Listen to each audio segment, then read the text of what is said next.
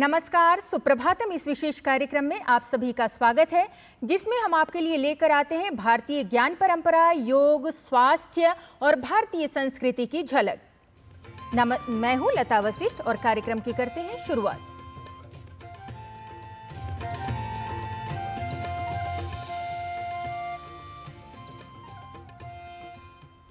अद्भिर्गात्राणि शुध्यन्ति मनः सत्येन शुध्यति विद्या तपोभ्याम भूतात्मा बुद्धिर्ज्ञानेन शुध्यति, जिसका अर्थ है शरीर की शुद्धि जल से होती है, मन की शुद्धि सत्य का आचरण करने से होती है, विद्या और तप से आत्मा की शुद्धि होती है और ज्ञान से बुद्धि की शुद्धि होती है। तो चलिए कार्यक्रम की शुरुआत करते हैं, अपना ज्ञान बढ़ाते हैं, बुद्धि की शुद्धि करते हैं और इस कड़ी में सबसे पहले आज का पंचांग सुन लेते हैं। आज का पंचांग युगाब्द 5126, विक्रमी संवत 2081, शक संवत 1946, दक्षिणायन, श्रावण मास, कृष्ण पक्ष, दशमी तिथि, मंगलवार, कृतिका नक्षत्र। आज का दिन आप सभी के लिए मंगलमय हो।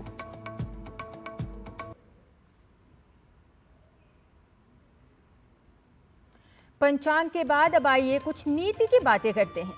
नीति अर्थात उचित समय, उचित स्थान पर उचित कार्य करने की कला। तो देर किस बात की, सुनते हैं उचित कला का बोधक आज का सुभाषित। एकं विशरसो हन्ते शस्त्रेणैकश्च बध्यते सराष्ट्रं सप्रजं हन्ते राजानां मन्त्रविप्लवः।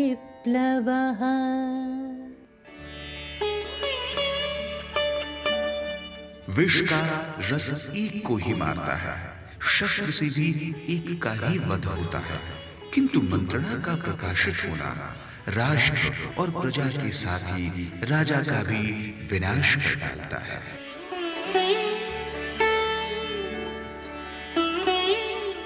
The juice of poison kills only one. Only one can be killed with a weapon. But the publication of a mantra destroys the nation and the subjects as well as the king.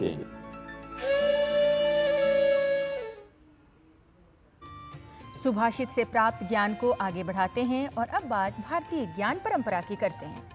भारतीय ज्ञान परंपरा की अमूल्य निधियों के रूप में पांडुलिपियों की ख्याति है, क्योंकि ये प्राचीन पांडुलिपियां ही हैं जहां प्राचीन ज्ञान राशियां आज भी सुरक्षित हैं, जिन्हें पुस्तक के आकार रूप में लाकर वर्तमान और भावी युग को अनेक अप्रकाशित विचार का उपहार दिया जा सकता है।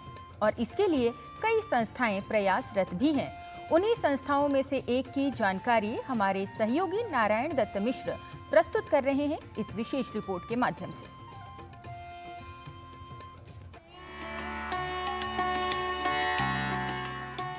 विपुल संस्कृत वाङ्मय, जिसे सदियों से समृद्ध और भी समृद्ध करती रही हैं पांडुलिपियां, जिसे ताड़पत्र, भुर्जपत्र, हस्तप्रति, लिपि ग्रंथ, मातृका ग्रंथ इत्यादि नामों से भी हम जानते हैं। वस्तुतः पांडुलिपियों या मातृका ग्रंथों को एक हस्तलिखित ग्रंथ विशेष के रूप में समझा जा सकता है।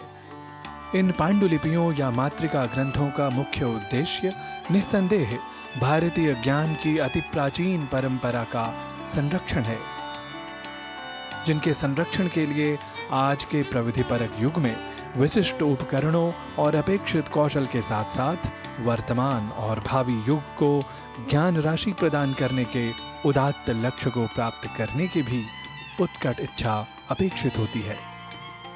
भारत में किसी को पता नहीं कितनी हैं, लेकिन ये मानी जाती हैं कि 3 करोड़ से 60 लाख के बीच में पुरानी मैन्यूस्क्रिप्ट्स हैं।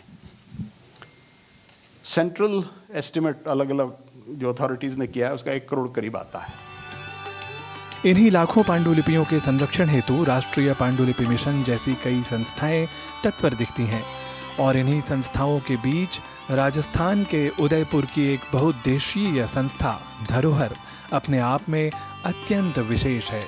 जहां पांडुलिपियों को डिजिटाइज और कैटलॉग कर भारत के प्राचीन ज्ञान को सभी के लिए सुलभ बनाने के लिए शिक्षकों से लेकर इंजीनियर्स तक कुल मिलाकर अलग अलग कार्य क्षेत्र के लोग एक समूह में कार्यरत होकर यह सिद्ध कर रहे हैं कि भारतीय ज्ञान परंपरा के संरक्षण का दायित्व न केवल प्रशासन पर ही है, बल्कि इसके लिए सामाजिक संगठनों और व्यक्तिगत आकांक्षाओं की भी आवश्यकता होती है।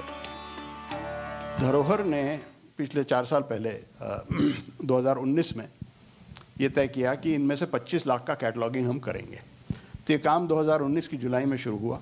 हम 4 लोग थे और इस काम को करने के लिए जो टेक्नोलॉजी चाहिए थी वो दुनिया में कहीं अवेलेबल नहीं थी। We had to develop that technology at the same time as we had to face COVID. So the work really slowed down for about 2 years, and work in earnest started in 2022.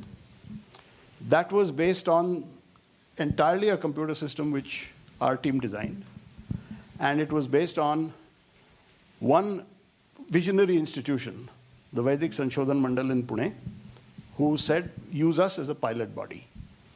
So एक library, उनका collection और हम 4 लोग, काम वहाँ से शुरू हुआ। बढ़ते बढ़ते 15 लाइब्रेरीज हमारे साथ जुड़ गई हैं और वैदिक संशोधन मंडल के पास करीब 15,000 मैन्युस्क्रिप्ट्स थी। अब हम करीब 1,20,000 मैन्युस्क्रिप्ट्स अभी हमारे पास अंडर कॉन्ट्रैक्ट हैं, जिनका कि हमें काम करना है। अभी हाल ही में केंद्रीय संस्कृत विश्वविद्यालय और धरोहर के बीच पांडुलिपियों के संरक्षण और डिजिटलाइजेशन को लेकर एक महत्वपूर्ण संधि हुई, जिसके द्वारा अब प्रच्छन्न पांडुलिपियों में निहित ज्ञान विज्ञान की सामग्री और भी सरलता से उपलब्ध हो सकती है। ज्ञान के क्षेत्र में भी हमें प्रयोग करना चाहिए। जब देखिए हम नए नए तरीके से हम मोड आ गए, उस मोड में हम नॉलेज ट्रांसफॉर्मेशन के लिए, ट्रांसमिशन के लिए हम तैयार हो गए। लेकिन अब जब तैयार नहीं हुए, जिस विषय में तैयार नहीं हुए, उस सारे विषय में हमने बहुत खोया है। एक मैन्युस्क्रिप्ट का भी एक उदाहरण है। मतलब हमने एक्सेप्ट नहीं किया, डिजिटल युग आ गया तो हमने सोचा ये बहुत पुरानी बातें हैं, हमारे देव मंदिर में जैसे प्रतिमाएं होती है ऐसे मैन्युस्क्रिप्ट भी होना चाहिए, तो इसलिए हमने किसी को नहीं दिया, तो स्पर्श करने भी नहीं दिया। तो उसका मतलब आज हमने बहुत खोया है। और कोट्यम शोपि न विद्यते, ऐसे बात हमारे पुराणों में आता है, तो वो बात सच है ऐसा मुझे लगता है। तो उसके बाद जो भी बचा है उसको एकत्रित करने का प्रयास तो कर लिया है। उसके बाद डिजिटलाइजेशन हो गया, लेकिन डिजिटल कॉपीज को हमने कभी पढ़ा नहीं है और वहाँ से आगे आकर कहाँ तक लेके जाना है इसको, ये आइडिया नहीं था। आज वो क्लैरिटी है हमारे पास। वस्तुतः संस्कृत के अध्ययन, अध्यापन और शोध कार्य के साथ साथ पांडुलिपियों के संरक्षण हेतु भी सर्वथा तत्पर केंद्रीय संस्कृत विश्वविद्यालय और अब धरोहर का यह संयुक्त उपक्रम पांडुलिपियों के संरक्षण और समक्ष प्रकाशन हेतु विशेष दिग्दर्शक सिद्ध हो सकता है। संप्रति हमने धरोहर संस्था के साथ, उदयपुर में स्थित धरोहर संस्था के साथ जो अनुबंध कार्य किया है, उसके चलते शीघ्र ही इन पांडुलिपियों का डिजिटल कैटलॉग जो है वो भी ऑनलाइन रूप से शोधकर्ताओं के लिए प्रकाशित होगा। तो विश्व भर में विद्वान जो है वो अपने घर पे बैठ के भी इन पांडुलिपियों का अन्वेषण कर सकते हैं, इनके बारे में जान सकते हैं। इन पांडुलिपियों के संरक्षण के साथ साथ प्रविधिपरक युवा वर्ग अब नवीन शोध कार्य हेतु भी पांडुलिपियों में निहित ज्ञान राशि को सरलता से प्राप्त करने की ओर एक और कदम बढ़ा चुका है, जो निश्चित रूप से संस्कृत की प्राचीनता और सांप्रतिक प्रविधिपरकता को और भी अधिक स्पष्ट कर रहा है। नारायण दत्त मिश्र, डीडी न्यूज। तो शिक्षा के क्षेत्र में ऐसे अनेकों कार्य किए जा रहे हैं जिससे भारतीय ज्ञान परंपरा को संरक्षित किया जा सके और अधिक से अधिक आधुनिक युग में लाभ उठाया जा सके। चलिए कार्यक्रम को आगे बढ़ाते हैं और बात स्वास्थ्य की करते हैं। स्वास्थ्य के लिए कई रोगों की संभावना बढ़ गई है। ऐसे में रोगों से बचाव कैसे किया जाए, इसका विशेष महत्व है। रोगों के इलाज और बचाव के लिए आनुवंशिक तत्वों की जानकारी कैसे उपयोगी सिद्ध हो सकती है, आइए समझते हैं किरण भारद्वाज की इस विशेष रिपोर्ट से।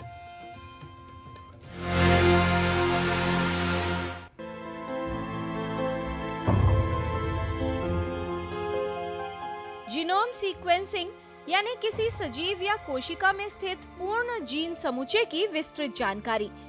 संपूर्ण जीनोम अनुक्रमण एक प्रयोगशाला की प्रक्रिया है जिसमें किसी जीव के जीनोम के आधारों का क्रम निर्धारित किया जाता है। जीनोम एक इंफॉर्मेशन है बॉडी के अंदर जो कि सारे आपके जो कार्यक्रम क्रियाएं बॉडी के अंदर हो रही हैं और आपका बॉडी स्ट्रक्चर लाइक आपकी लंबाई इतनी होनी चाहिए, आपके फिंगर की लेंथ इतनी होनी चाहिए, आपका कलर इस तरीके का, सब ये डायरेक्शन देता है जीनोम। तो उसको नापने का जो तरीका है वो जीनोम सीक्वेंसिंग है। पहले हम यूरोपियन या वेस्टर्न जो जीनोम सीक्वेंसिंग डेटा था उससे मैच करते थे। तो अगर आप मेरे पास कोई बच्चा मरीज़ लेके आते हो और कहते हो कि हमारा बच्चा की हाइट इतनी है, मैं आपको कंपेयर करूंगा आपके जो और बच्चे हैं उनकी हाइट से, आपकी हाइट से, बच्चे की माँ की हाइट से, ना कि मैं इंग्लैंड में का बच्चा है उससे कंपेयर करूंगा। तो वैसे ही जो जीनोम इंडिया प्रोजेक्ट है वो अपने इंडिया का डेटाबेस क्रिएट करने का है, इसलिए वो बहुत महत्वपूर्ण है। जीनोम सीक्वेंसिंग का महत्व ये है कि इसमें जीव की महत्वपूर्ण जानकारी मिलती है। किसी व्यक्ति के विकास और वृद्धि के लिए आवश्यक जानकारी इसमें सम्मिलित है। डीएनए से अलग अलग गुणों और विशेषताओं को निर्धारित किया जाता है। इसमें शरीर के प्रत्येक कोशिका में डीएनए शामिल होते हैं। आधारों का क्रम निर्धारित करना अनुक्रमण यानी सीक्वेंसिंग कहलाता है। इंडिया में डाइवर्सिटी है, करीब 5000 के करीब समुदाय हैं इंडिया में और हर के समुदाय के लिए अलग जेनेटिक मेकअप है। उसके कारण हमारे पास बीमारियां भी अलग अलग हैं। दूसरा एक कारण है कि अपने ही समुदाय में हम शादियां करते हैं, उसके कारण कुछ जेनेटिक बीमारियां ज़्यादा होती हैं, उसके कारण रिस्क बढ़ जाता है। सो जेनेटिक टेस्ट एक पूरा पैनल है, जीनोम सीक्वेंसिंग एक पार्ट है उस पैनल का। माता पिता से उनकी संतान में डीएनए अग्रेषित होता है। लोगों में शरीर की लगभग हर कोशिका में जीनोम की एक पूरी प्रति होती है। जीनोम में किसी भी व्यक्ति के विकास और वृद्धि के लिए आवश्यक सभी जानकारी शामिल होती है। जो बीमारियां होनी हैं, जिनका रिकरेंस होना है, हम प्रिडिक्ट कर सकते हैं जीनोम सीक्वेंसिंग से। दूसरा है कि ट्रीटमेंट की बात, दवाओं का बॉडी के ऊपर क्या असर हो रहा है और बॉडी उन दवाओं के ऊपर कैसे एक्ट कर रही है, ये दोनों इंटरेक्शन भी हम जीनोम सीक्वेंसिंग या जेनेटिक टेस्टिंग से पता कर सकते हैं। और लाइफस्टाइल मॉडिफिकेशन, लाइक मैं कहूँ कि एक बच्चा है जो कि सर्जन बनना चाहता है, बट अगर हम जीनोम सीक्वेंसिंग या जेनेटिक टेस्टिंग से ये पता कर लें कि 40 साल की उम्र में उसके हाथ कांपने लगेंगे, हम उसको सलाह दे सकते हैं कि ये आपको सर्जरी अच्छी प्रोफेशन के लिए ठीक नहीं है, क्योंकि आप 40 साल के होते ही आप हाथ कांपने, आप सर्जरी कैसे करेंगे। तो लाइफस्टाइल और फ्यूचर जो प्लान्स हैं उसके लिए भी जीनोम सीक्वेंसिंग हेल्पफुल है। जीनोम सीक्वेंसिंग के माध्यम से न सिर्फ कई गंभीर बीमारियों की पहचान की जा सकती है, बल्कि उनके इलाज के उपाय भी निर्धारित किए जा सकते हैं। किरण भारद्वाज, डीडी न्यूज।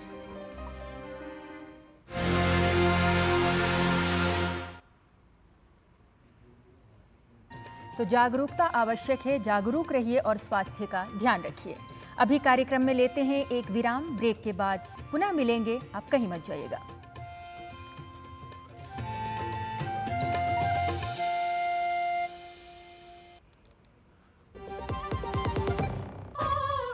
तड़के वाली, भोली भाली, मेहनत वाली, नखरे वाली, असली तड़के वाली, ये तो बड़ी समझदार, बड़ी होशियार, MDH के साथ अब जुड़ते नई टेस्ट का असली taste, MDH ginger garlic taste. मैं क्या जी, सब जानते हैं, जहां दिखे मारियो, अपना समझ के खा लियो। स्वाद से सबको दीवाना कर दे, दीवाना कर दे। पता का चाय, गजब का स्वाद। चुटकुला समझ नहीं आया? समझ तो ये नहीं आता कि खेत धान का या खरपतवार का। तो इसमें समझना क्या है दोस्त, ले आओ धान के खरपतवारों का स्पेशलिस्ट ग्रीन लेबल, IIL के ट्रैक्टर ब्रांड का ग्रीन लेबल, धान के खरपतवारों का स्पेशलिस्ट। आपके घर के खाने में रेस्टोरेंट जैसा स्वाद ले आए MDH का शाही पनीर मसाला। पनीर को क्या मस्त बना डाला।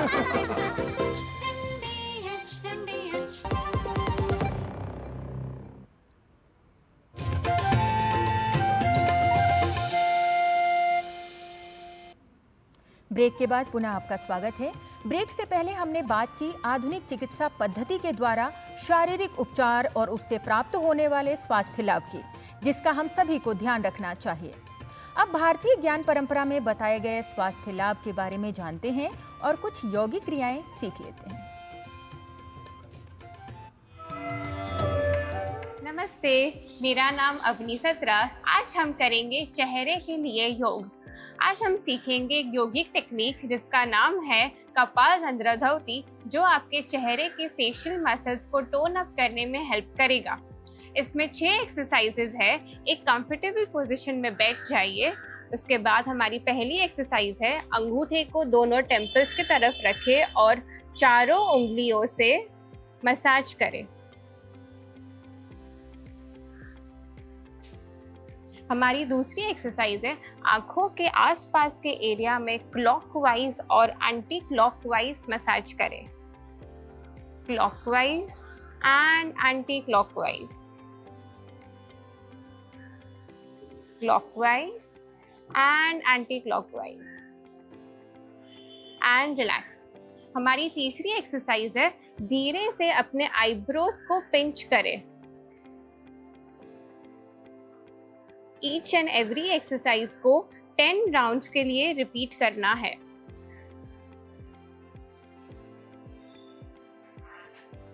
हमारी चौथी एक्सरसाइज है, दोनों हाथों से चीक्स को ऊपर की तरफ मसाज करें।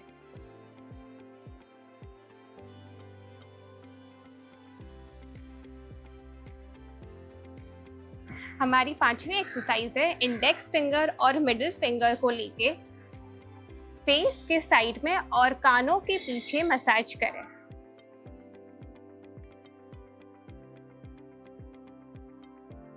हमारी लास्ट एक्सरसाइज है, गले को थोड़ा सा ऊपर करके गले पे अपवर्ड डायरेक्शन में मसाज करें।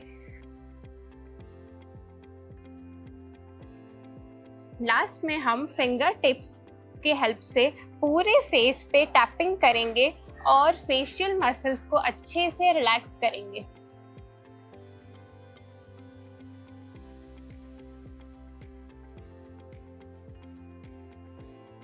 And relax. फेशियल योगा से आपके चेहरे में एक ब्लड सर्कुलेशन बढ़ता है, आपके चेहरे पे एक नेचुरल ग्लो आता है और आपकी त्वचा भी यूथफुल बनती है। आइए जानते हैं कुछ practical tips yoga guru doctor हंसाजी Yogendra से। नमस्कार। योग पूरे शरीर के लिए है, मन के लिए है, आत्मा के लिए, हर जगह योग आता ही है। तो योग में फेशियल की बात भी आती है, फेस को कैसे ठीक रखना है, हमारे मुंह को। और यहाँ एक चीज़ मैं बताऊंगी कि लोग अक्सर अच्छा दिखने के लिए बार बार मुंह को धोते हैं, वो बिल्कुल ना करें। थोड़ा सा स्क्रबर ले लें, नैपकिन, उसको पानी से गीला करके उससे मुंह को रगड़ लें। ज़्यादा साबुन लगाना ही नहीं चाहिए। फिर ज़रूरी ये है कि हम फेस को सही रखने के लिए थोड़ी एक्सरसाइज करें। फेस को सही रखने के लिए स्माइल बहुत फ़ायदा करता है। आप खुलकर हंसें, खिलखिलाकर हंसें। और दूसरा, दिन भर में भी फेस की स्माइल कम नहीं होनी चाहिए। हमेशा स्माइलिंग फेस हो तो सब कुछ सही रहता है। फेस में आँखें हैं, आँख के नीचे डार्क सर्कल ना हो, इसलिए थोड़ा टैपिंग, आँखों के आसपास मसाज, थोड़ा नीचे से ऊपर की ओर मसाज, ये सब ज़रूरी है। तो ध्यान यही देना है कि अगर शक्ल अच्छी दिखनी हो तो स्वभाव अच्छा होना ज़रूरी है और मस्त रहना ज़रूरी है। वहीं ध्यान दीजिए, शक्ल अच्छी ही होगी क्योंकि ईश्वर की कृपा है। ईश्वर ने तो हमें बनाया है ना, बस कोशिश करें। नमस्कार।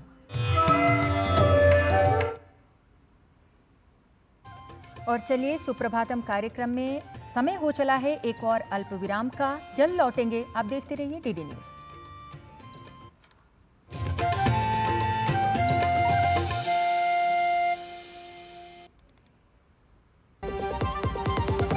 MDH का किचन किंग किचन में हो तो हम सब कुछ बना सकते हैं। बैंगन का भरता, आलू गोभी, भिंडी मसाला और भी बहुत कुछ।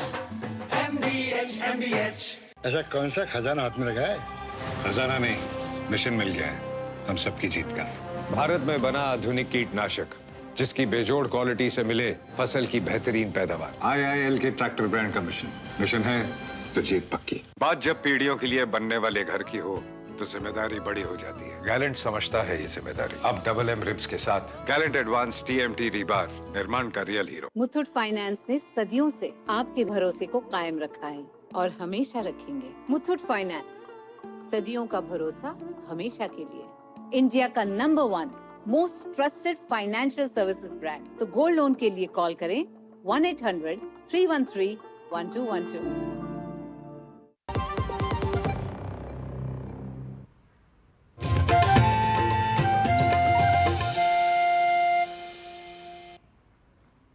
विराम के बाद एक बार फिर से आपका स्वागत है। अब भाषा शिक्षण क्रम की ओर आगे बढ़ते हैं और संस्कृत शिक्षण की बात करते हैं। भाषा शिक्षण की आज की कक्षा में हमारे सहयोगी स्वास्थ्य से जुड़े वाक्य सिखा रहे हैं। जानने और सीखने के लिए देखते हैं, आइए संस्कृत पाठशाला प्रभाग।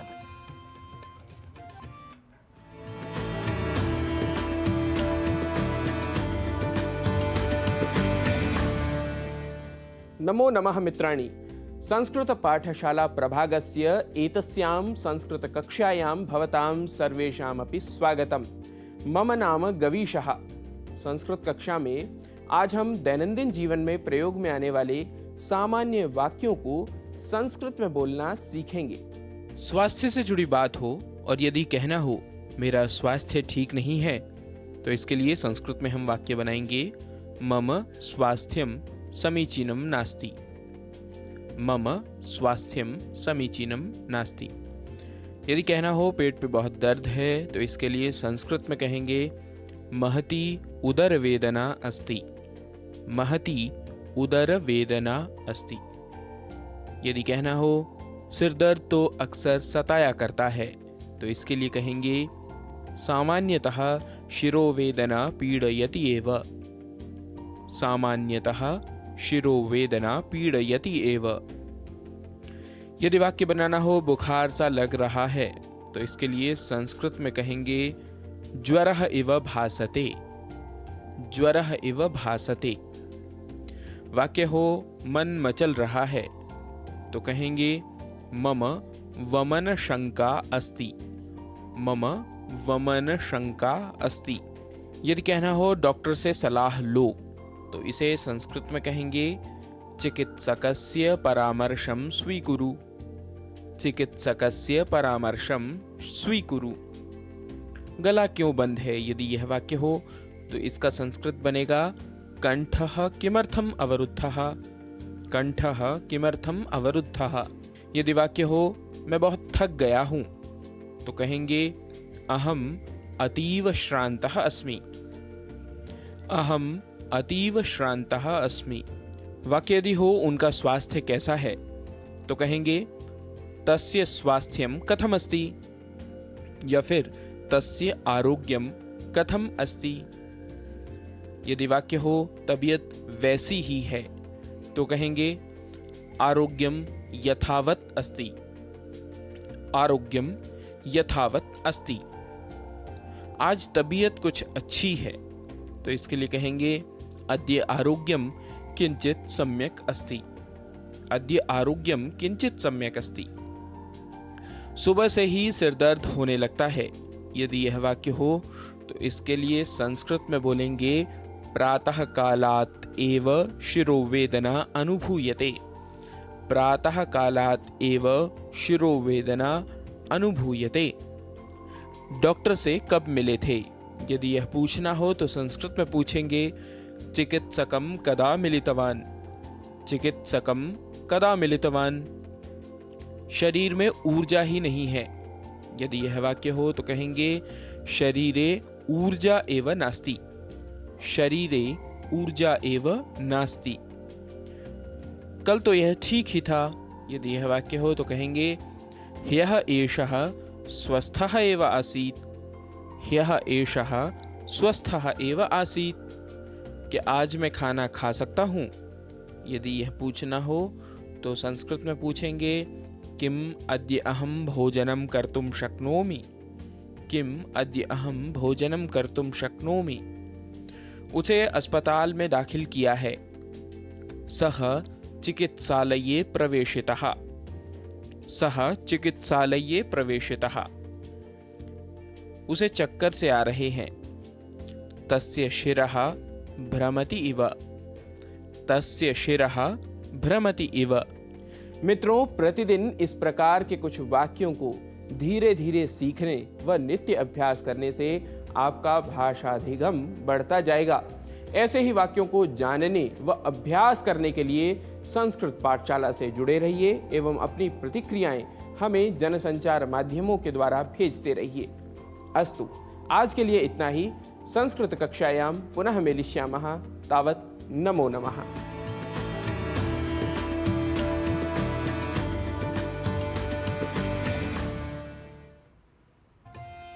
व्यये कृते वर्धत एव नित्यम विद्याधनम सर्वधन प्रधानम। विद्या का दान जितना अधिक करेंगे उतनी ही विद्या बढ़ेगी। सत्येन रक्ष्यते धर्मः विद्याभ्यासेन रक्ष्यते। मृज्यया रक्ष्यते रूपम कुलम वृत्तेन रक्ष्यते। धर्म की रक्षा सत्य से होती है, विद्या की अभ्यास से, रूप की रक्षा स्वच्छता से होती है और कुल की रक्षा आचरण से होती है।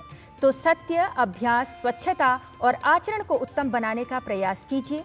आज कार्यक्रम में बस इतना ही। कल पुनः उपस्थित होंगे कुछ नए विषयों के साथ। हमारी पूरी टीम को दीजिए अनुमति। नमस्कार।